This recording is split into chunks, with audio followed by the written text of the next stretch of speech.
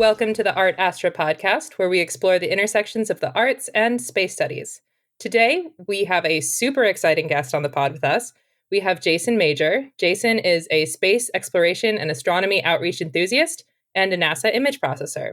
Our listeners may have seen some of the images he's processed in the media or online. Jason, welcome to the podcast. Thanks, Emily. Nice to be here. So we have a couple questions to get started. First of all, we know that you've been in the field for over a decade now. Would you tell us how you got into image processing or what resources you used to learn? Sure, of course. I've been a graphic designer since I graduated college in the 90s. I started using some of the first iterations of Photoshop and Illustrator and other Adobe programs there, and really got into how easy it was to do image processing digitally. I also did some photography work and things like that. But basically, I started getting into my first main job was doing a graphic design, which was mostly because, you can get a job in graphic design, whereas my studio art degree was a little tougher with that. So I went right into commercial art. So that way I could actually get a job and pay bills and rent and things like that that you have to do. Then I would say I don't know how you refer to them now, the late early 2000s. Yeah, right. Before the tens, but after the aughts, I started seeing more and more websites that were based on a lot of the space exploration missions that NASA had going on. NASA, ESA, some of the other space agencies, and they were putting their images from these missions online. And I was really mesmerized by it. I've always liked space ever since I was a little kid. I've always liked science fiction. Of course, I knew how to do various things digitally with art. So seeing that you could get a hold of some of these image files and actually do some work on them yourself, because it's all public domain stuff, I thought that was really, really cool. With a beginning blog, I started just sharing a lot of these pictures that I found online. Well, initially, it was right in their original published format. Then I started realizing, hey, I can improve some of these. I can actually work on them. And that's okay because it's all public domain imagery. You just give some credit, tell people where it came from, and you can share it out there. And people really, really liked it because there wasn't a lot of independent people out there at the time doing this. So this is going back to, 2008, 2009, I'd say. It's just grown from there. And as I went along, I learned how to do things better. I learned how to get my color better. I learned how to find the better version of image data that's out there, where to find raw image data. And then I could start from the best and then make something that's better than a browser JPEG. Rather than just right-clicking and saving something, I could download the stuff that was available directly from the spacecraft or wherever they were storing them. That was kind of like a whole paradigm shift for me, knowing that I could get the best version of the data and work from there. Mm-hmm. I know that's a long version of the whole thing, but it was an organic growth for me. I didn't go to school specifically for that. I learned most of my image editing on my own. So a lot of it was just things that I was interested in. And as I went forward and put my presence online and share this information, Twitter was new at the time. I was using a blog platform that doesn't even exist anymore. I think it was called Vox at the time. And it was kind of like a live journal. And they kind of went back and forth. And then, a lot of people from live journal, which I had never used, went over to Vox. And that's where I first started sharing some space imagery. But then I made my own website, my own blog, and started sharing it there. And then people started seeing what I was doing and putting it on social media. And I started actually get some work gigs and sharing some of my images, and was doing some writing on websites like Universe Today. And at the time, Discovery had a really nice space blog. They don't anymore, but they had a really nice space blog at the time. It was kind of like space.com. I even did a couple things for space.com, nationalgeographic.com. And then I started to get into actually talking about some of these images on TV for some Discovery shows. So it was really an organic growth for me. And I took whatever opportunity rolled along. So if someone said, hey, would you come and talk to us about this or explain this? I'm like, yeah, sure. I think it'll be great, which is exactly what I'm doing here. So yeah. Was it 15 years later, from 2009. So yeah, where does the time go? Yeah. And it's interesting too I think we're all people of hobbies that we end up latching onto and then just developing and really researching. It's interesting, like when you get into the thick of it, let's say like 15 years later, you look back and the path seems so clear. But at the time, going back to yourself and 15 years ago, you were just kind of like navigating things, trying things out. And who would have thought all along you would end up what you're doing now and what you're doing today? Exactly. If I would give anybody any advice, it would be two key things. If you love doing something, keep doing it, even if you feel like you're doing it for nobody, because you're doing it for yourself. And you'd be surprised how many people are actually seeing what you're doing. They may not say anything, but people do appreciate people's work who are passionate about what they're doing. And leave the door open for opportunity, because stuff does roll along sometimes, and you can be really pleasantly surprised as to, what might come your way if and when you're talented at what you're doing. Mm-hmm.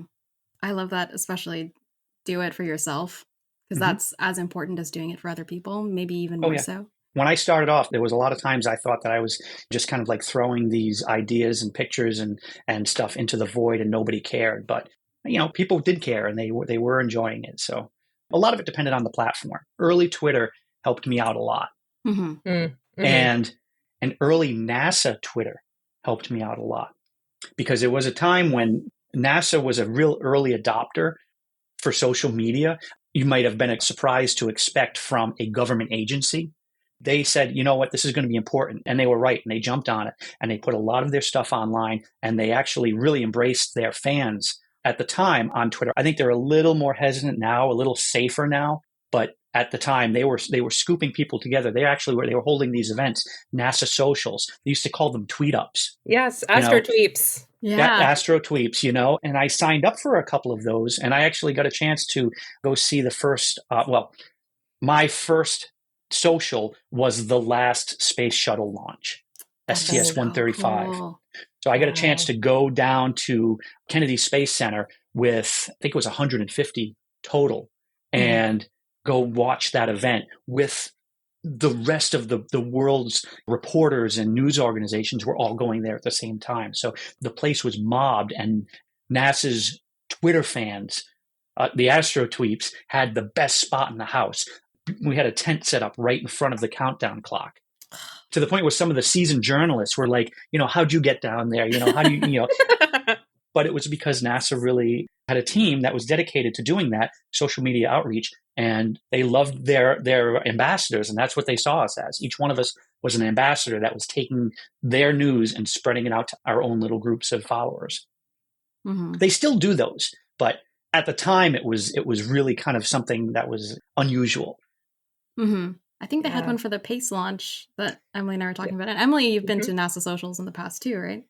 I've been to 2. I do really, really love them, but I was also surprised that essentially, because I had been working in social media before I had attended one, and I thought it was so cool how they democratize access to the event itself with issuing press credentials through the NASA social program. And I know that there was one for Crew 8 that just closed a while ago, and then there was also one for PACE. So they're still definitely doing them. They were closed, of course, during COVID, but I think they reopened recently. Right. Mm-hmm. And that's, I can tack that on there. A third thing for anybody that's interested in space. And you don't even have to be interested in making art or about space or whatever, although that does help, is just to try to attend a social. They're really cool. They take good care of you. They bring you places where, typically you otherwise would not be able to get into. You're seeing where they build these things. You're seeing where they're building rockets. If, we visited United Launch Alliance, we visited SpaceX's headquarters over there. In fact, I think if it wasn't the first one, it was the second one I went to.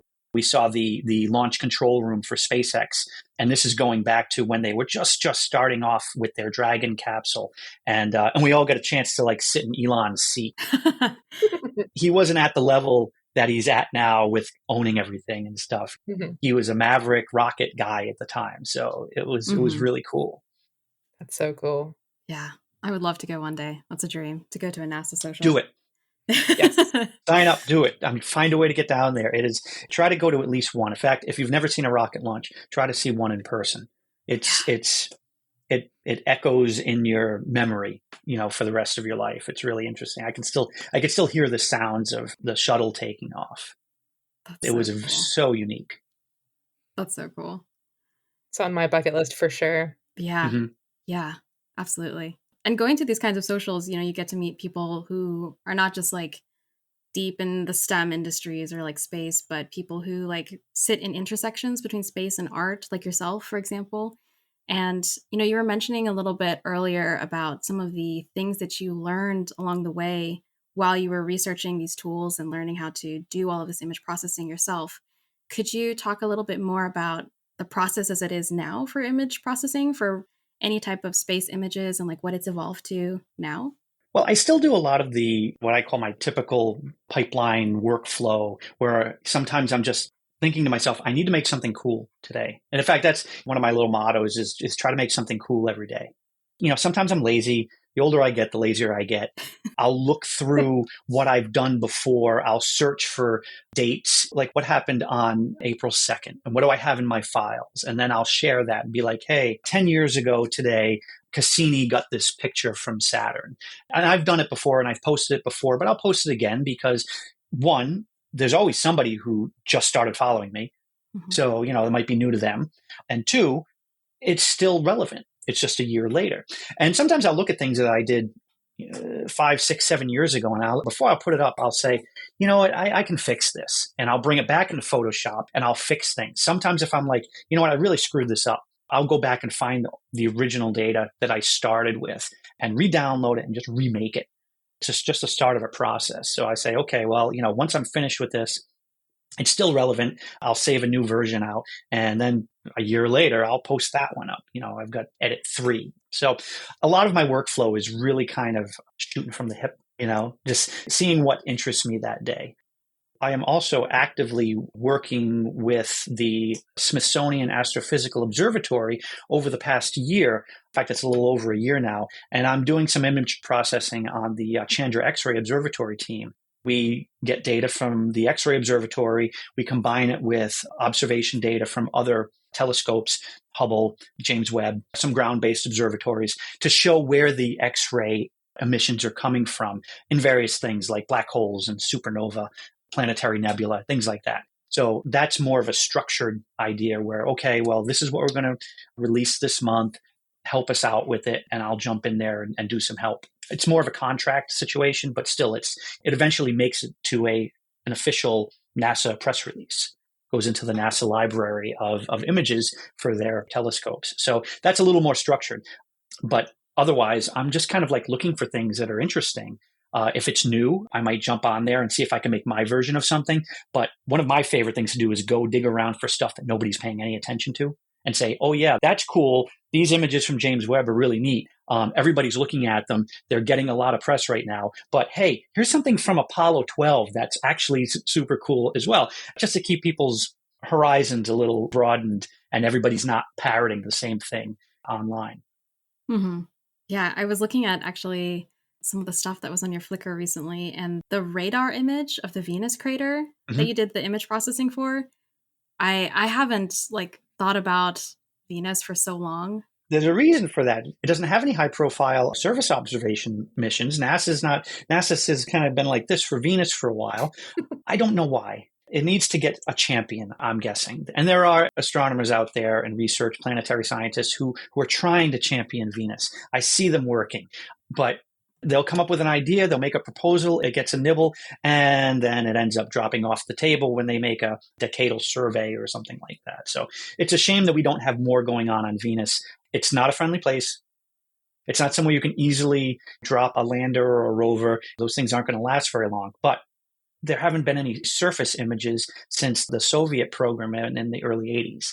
So yeah, we really should have a new suite of images in some interesting areas that can at least drive research, if not get people excited about our neighboring planet. Mm-hmm. Going off of that question too, and this is kind of a sad question because it's been in the news recently, but because of technical difficulties of Voyager and how we temporarily lost contact with Voyager, we were curious too when we were looking through your Flickr and just when we were discussing image processing, do you have to research the specific types of instrumentation on these spacecraft, or are there specific quirks to instrumentation that you've noticed when you're working on it or that you have to account for, or something that you found interesting when investigating specific missions and their data? Yeah, I mean, some missions are, as far as a processing point of view, some missions data is easier and more convenient to work with than others. And a lot of that has to do with the way the cameras are set up or were set up. And like, for example, Cassini's image data is really nice. It's clean. Even when the pictures didn't come out perfect, it's still a clean file and it makes sense and they're labeled well. SETI has a really nice online server called Opus that all of the Cassini data is in. And the same thing with the Voyager and Galileo. There's some Hubble stuff. It focuses on the outer planets or really any planetary bodies with rings and their moons. So it doesn't have everything, but that's a lot of our solar system. And that's a lot of what, say, Voyager and definitely Cassini has looked at. I'll search through there. But, Cassini stuff is great. Voyager's is a little trickier. For example, because the filters that its camera used don't directly line up with red, green, and blue. You have to kind of like mess with them to get accurate color. And it's not like there's directions there that say, oh, hey, do this with these images and you'll get accurate color. So a lot of times I'm cross-referencing what other developers have done, what NASA has done. And NASA historically has not always been 100% correct. We saw that with the issue with Neptune and the blues of Neptune and how, at one point they were published and they were like electric blues that really aren't accurate. Neptune actually looks a lot more like Uranus in its coloration. Voyager's data has all of these little dots in it. And those are all calibration marks. And they did that for a reason. When they were building the spacecraft back in the 70s, it was kind of like the Apollo program. They wanted to have all of these little calibration marks in the images. So if they needed to measure something or align things, they could do that. But now we're using image processing software like GIMP and Photoshop and, other stuff like that. And they're in the way. So I got to go in there and scrub them out. And it makes more work. So yeah, sometimes it's like, do I feel like working on a Voyager image today? I don't know. I don't know if I feel like cleaning up that much noise in there. I'll go do something else. So yeah, sometimes I have to be ready to process something, be ready to process a very noisy Galileo image of Io that I happen to find, but I'm going to have to get rid of a lot of noise because the environment around Jupiter especially, but even Saturn can get really noisy, especially during a long exposure. I'm going to go in there. I'm going to scrub all that type of stuff out. And that's processing. A lot of times, especially now, for some reason, people have commented on what image processing means. A lot of it is just making it so that you can look at it and not be looking at a mess. If you were to just grab a raw image and throw it out, try to publish that, well, that's not going to impress anybody because you got to go in there and you got to dig around and get that object data, the image data, make it look like something. It's the same way as if you underexposed a picture on a film camera. You have to go and you have to fix it. Otherwise, you might as well throw it away. But you can't go back and retake that picture because all of those things were one-offs. So that's what image processing is you're trying to get the best result from sometimes not very good data. But it can be done. And that's what got me attracted to doing image processing because I thought making something that's interesting and beautiful and attractive and artistic out of something that was inherently maybe not so much was really interesting. That's so cool. It is really interesting to think about the interpretation that goes into just image making in general, but especially when you are working with the raw data and then the output are these just beautiful images. Right. I can pick what I'm going to work on a given day, and that's because it's a hobby. For the most part, what I do for the Chandra team, that's assigned. That's like, okay, here's what we're going to work on. Try to do a good job with this. Okay, I'll do that. But, when I'm going and looking for my own stuff, I'm picking it, but I don't get to go and choose what format that data's in. And if I feel like a challenge that day, I'll be like, all right, I'm going to see if I can make this look like it's something worth presenting. And again, that's the artist in me. That's the studio art background that I have. I want it to be presentable. It's something that I would consider to be art. And even then, it might not be perfect. A lot of people wouldn't have seen the original stuff, but I know that it's the best that this is going to look. And if it gets somebody excited or interested in trying to find out more or learn more, hey, I did my job. That's what I want to evoke. That's the best way to look at it because all of these images are so, so cool. I do have a follow-up question to that. Is there something that you wish more people understood about image processing? Well, one thing for certain is that using Photoshop does not make an image invalid. And I think that we've come into a point where a lot of things are faked using Photoshop because people want to say something that's untrue. They want to use it as a mosaicing tool to make fun of somebody or to make a silly picture. And that's all fine. Photoshop can do all those things. But at the same time, it can also really save a picture that's not presentable.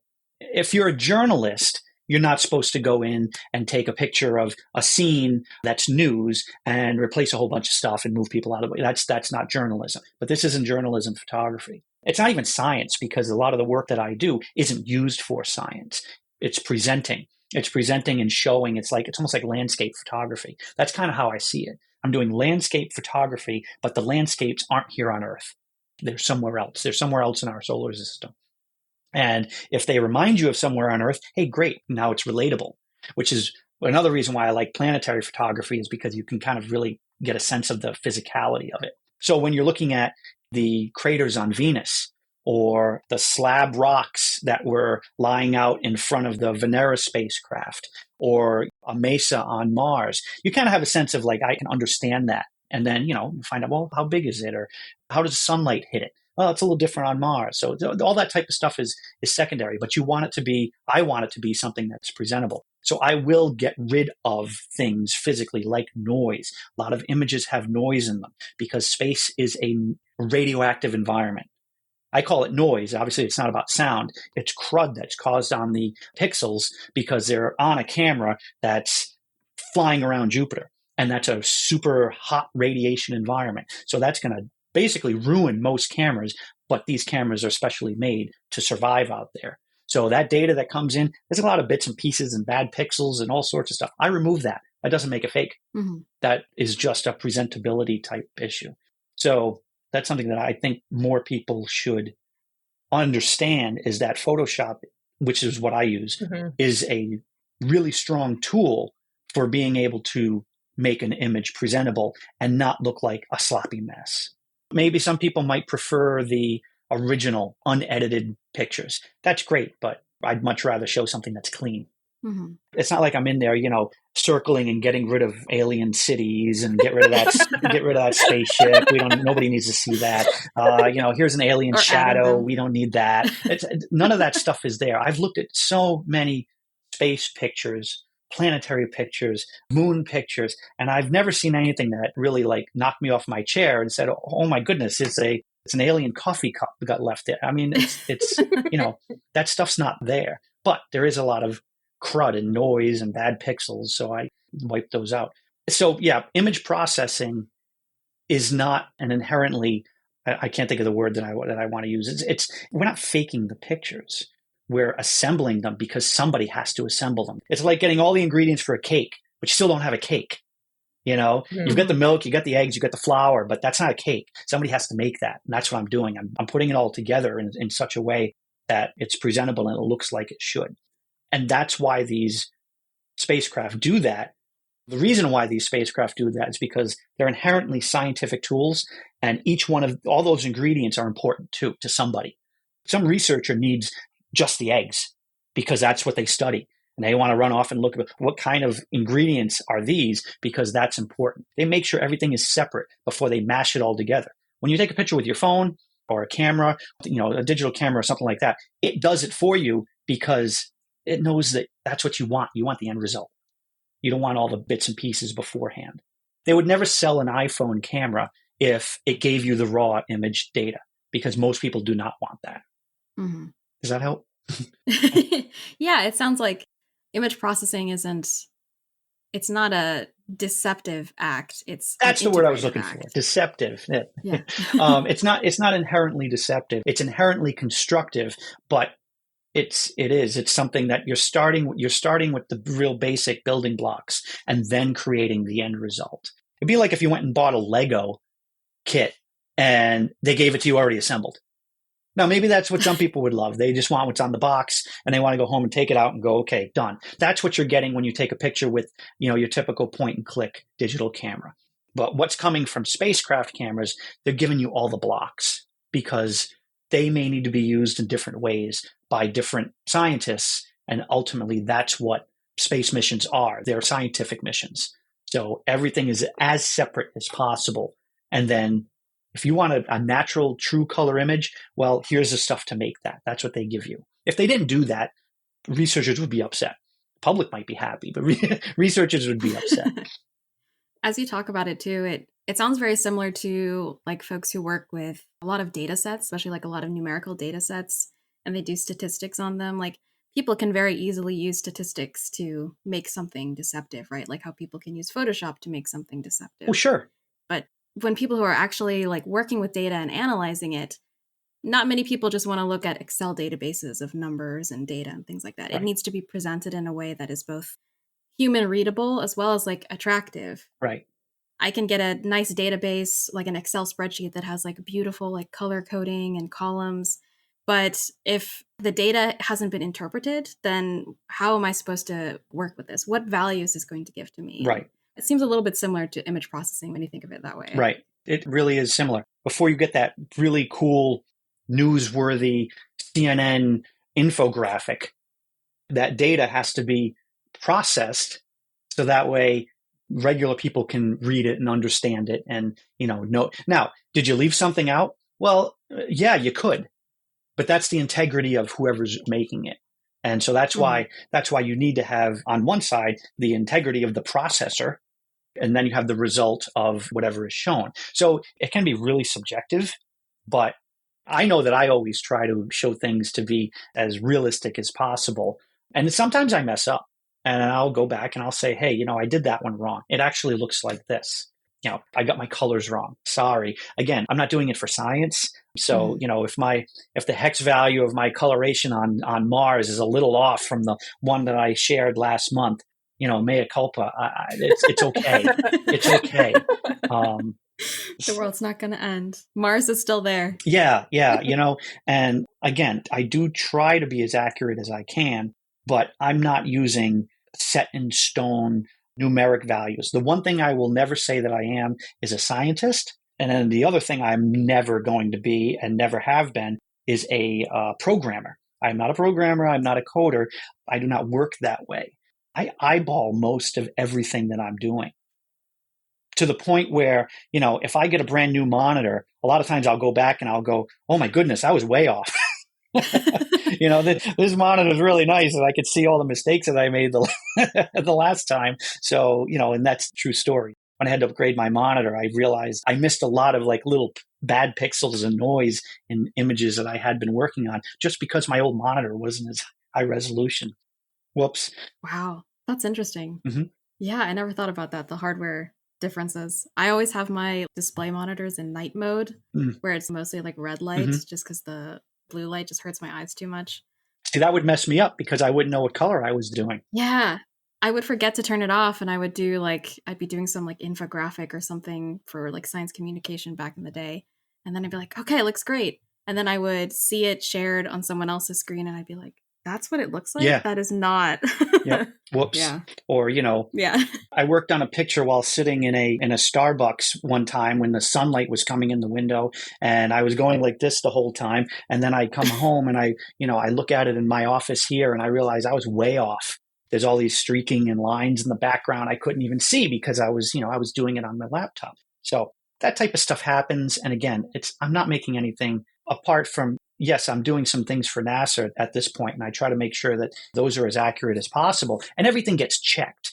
All of that work gets checked. So thankfully, I'm not the one that has to check my own work there, but it's being looked at by the scientists and the researchers who actually did some of the observations. So, if they're happy with it, I'm happy with it. But most of the things that I'm putting up on my blog or social media or whatever, that's just for me and for people to enjoy. So I wouldn't write a paper on any of it. Do you have a favorite image of the ones that you've made, or perhaps that somebody else made that you wish you had? I wish I made everybody's images. Every time I see something that somebody else made, I'm like, oh, wow, that's great. That's really good. I'll never be that good. So it's like the imposter syndrome is always strong and always looming. But I think that some of my favorite images are things that I've done of Saturn. I love those just because Cassini's beautiful. It was a wonderful mission. the imaging team that they had came up with some really, really nice views, and everything was planned beforehand. I don't know how they did that. So, I'll always give kudos to the imaging team that they had. But I think that some of my favorite ones were,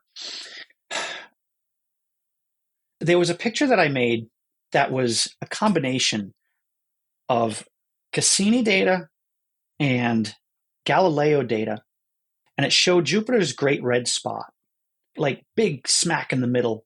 And I think that was a Galileo image. It was a combination of multiple Galileo images. It was originally black and white, but it was nice and high definition. I combined two of them to make a widescreen version of it. And it had right in the middle, it had the shadow of Europa was sitting kind of like off to the side, but overlapping the great red spot. So I thought that was fascinating, but it was black and white and Europa was nowhere to be seen. So what I did was I got some image data from Galileo of Europa. They had it in, the Galileo used orange, blue, and violet or something like that. But anyway, I made a color composite of Europa, put it in scene, and I tried to get it to the size that it actually would look. Put it in scene, just off to where the shadow was being cast, so it looked like it was there. And I got some Cassini data that it had gotten in December 2000 when it flew by Jupiter, going to Saturn, and I got some really nice color data of Jupiter, and I enlarged the heck out of that and put it in there for the color. So the result of all this stuff, and then cleaned up a lot of noise because, of course, Jupiter is a hot and noisy place. And the result of it was a really nice color image of great red spot, Jupiter's clouds, Europa, and Europa's shadow sitting on the great red spot. And I looked at that and I said, wow, that's super cool. I love it. That's one of my favorite images that I worked on, just because it was, and it's kind of imaginary just because Europa wasn't in scene. But I like to say that, a couple minutes before, that's where Europa was. It would have been right here. And that shadow is really lined up to where it would be. So it's not a completely fabricated sci-fi view. It's just, fixing up bad timing. I love that. That's a great way to look at it. And I realize now, so we are a podcast, which of course is mostly audio, but we'll be sharing these images from you and also on our social media feed so that our listeners would be able to see them and link them in our show notes as well. Cassini is by far my favorite mission. Cassini and New Horizons were two of my favorites, but I really loved one of the images you made of, I think it's called on the NASA blog, it's like Jove McJupiter face. Yep. But it looks like a face. And so we've got those like Van Gogh swirls of Jupiter that it's so well known, and then just the face. And I look at that. I believe there was a meme more recently that was shared about it, but it's so relatable some days. It got turned into a meme. I'm not sure of exactly how many people shared it before that happened, but it was a Juno image, and it wasn't even one of the better Juno images. Unfortunately, I love Juno. I think Juno is an amazing mission. I was at the launch for Juno. It launched a month or two after STS-135. So I actually went back, and I needed to see another launch so bad. I had seen my first rocket launch and I needed to do so. I did another one, another NASA social. And then Juno didn't get to Jupiter until like for another 6 years later or something. But I love Juno. I hate working with Juno data. Oh. And the reason being is that some people have written some really smart scripts to break up the Juno data. But Juno raw data comes one image, and it comes in all of these strips that are the red, green, and blue filters. But it's all in one big raw file that's a long, narrow strip. So you have to break it apart and to get the complete red wavelength filter image, to get the complete green one, to get the complete blue one. I don't know how to do that. I'll be the first one to say what I don't know how to do. So people that do know how to break that up, they write Python scripts, they do, they say, okay, here's the data. It does it, and because they wrote the script, and then they get it back and they have a beautiful picture. I use Photoshop, and that's a blunt instrument as far as that type of stuff is concerned. So I wish I could do better Juno data. That particular Jove McJupiter face image was a preview browse JPEG that I just kind of like looked at it, flipped it upside down, changed the color a little bit, and said, hey, look, it looks like a face. And then that turned into one of my most famous pictures. So I was like, oh, okay, I guess we're doing this. But oh well, you can't pick where your fame comes from.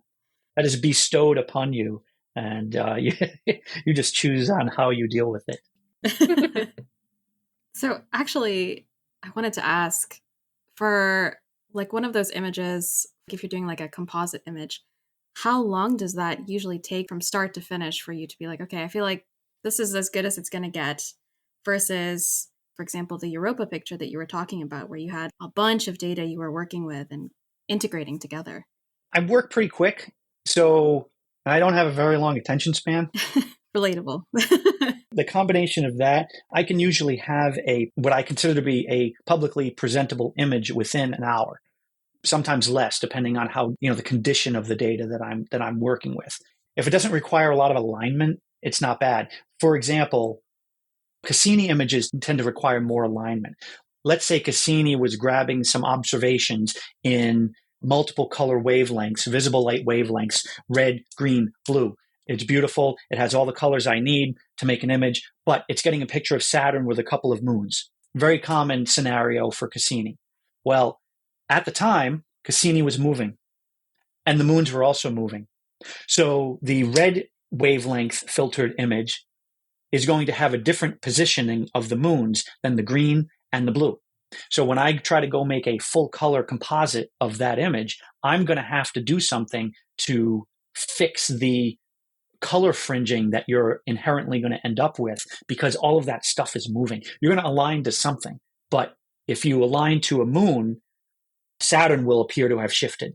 If you align to Saturn, the moons will appear to have shifted and have like little color fringings around them. So then I have to break it up, make multiple different versions, and then bring them all back together and say, this is a color version of this set of observations. So that can take a little longer, depending on how, what's going on in the background. Are they overlaying clouds? Are they overlaying rings? How much do you have to fix? And that's where the Photoshop use comes in. I try to show things that I consider to be, not just accurate, but also pretty. So I don't want to have these little stray green and red outlines on everything because stuff moved between color observations. But other things where if nothing moved, let's say I'm working on a color view from one of the early Mars exploration rovers, Spirit. Okay. Well, when that rover took some pictures, it stayed in one spot, turned its head, took a picture, turned its head, took a picture, or didn't turn its head and it just took, 1, 2, 3. Well, nothing's moving between those. Maybe the pictures were 10 minutes apart. So the only thing that's moving is the shadows. I've had to fix instances where, between the red, green, and blue exposures, the shadows have actually moved across the Martian surface. So sometimes I'll fix that. But for the most part, everything's exactly where it needs to be between those frames. So that's a little quicker. And it really depends on what's in frame. Anything that's like deep space stuff, if it's a picture of a galaxy, nothing's moved. The spacecraft was, if it was Hubble or something like that, the spacecraft stayed in one spot, took the observations, everything can stack right on top of everything else. You're fine. You don't have to worry about anything sneaking around. If something's out of place, it's probably image noise. Scrub that out. That's what that comes down to. So you learn to know what you're seeing and what to look for based on what was taking the pictures. That makes sense. Going back to what we were talking about earlier, the idiosyncrasies for different instrumentation, also the spacecraft that is taking it also plays a part. And, I like to think that I'm giving a little extra care on some of the images only because I look at everything. I don't feed it into a script. I don't feed it into a program and see what comes out the other end. I'm looking at the raw data. Well, I shouldn't even say the raw data because I'm not looking at zeros and ones, but I'm looking at the original image files and seeing how it looks to me. And then I look at the next one and I look at the next one and I overlay them. But every step of the way, I'm looking at it. I'm not just sharing what fell out of an app. There are apps out there that will take your 3-color monochrome images and give you a color version. But there's an extra step there along the way, which is try to apply an artistic eye to it. And that's what I like to think that I do. I think you do wonderfully. I mean, it's so cool to see. Of course. This has been so informative and definitely helpful in understanding just what goes into this image making process. Thank you so much for joining us. And as we wind down, where can our listeners find you online? I have a blog called lightsinthedark.com. I haven't posted much on there recently, so shame on me. But there's a lot of stuff there historically going back to when I started in 2009. So I like to think there's some interesting stuff there. In fact, sometimes I dig through my own files to see things that I forgot about. So I'm there. I'm on Flickr as Lights in the Dark, all one word. And I'm on Instagram and Twitter/X as JP Major. Again, all one word. I'm on Threads now as JP Major and even Blue Sky as the same, although I've been getting limited responses back from there. Been doing better on Threads than Blue Sky, which seems to be kind of a empty vacuum right now. But I think, like anything, it has a chance to grow if people keep on it. Absolutely. And we'll be sure to link all of your handles in our show notes. And we hope we can also maybe see you at a NASA social if we all end up That'd at be one great. together in the future. I'm looking forward to going to another one. I have to, at this point, I want it to be the right mission. I want to go to something that I'm, excited about. And I would like it to be a planetary mission just because that's what's really interesting to me. Maybe when we get a craft out to Venus, we'll get a craft out to Venus for Alexa. And that way, I'll be there. Yeah, that way, you can say I was there when you see the images come down. Mm-hmm. Absolutely. Yeah, for sure. Yeah, thank you so much. Thank you. Thing.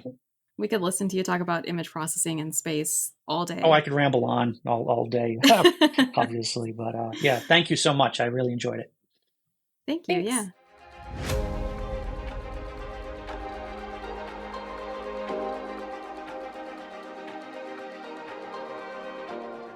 That's all we have for this episode. If you enjoyed this episode, feel free to follow us on your podcast platform of choice and leave a review while you're there. We're also on socials at Art Astra Podcast. Show notes and transcriptions for each episode are always available on our website at artastra.space. Thanks for listening. Thanks for listening.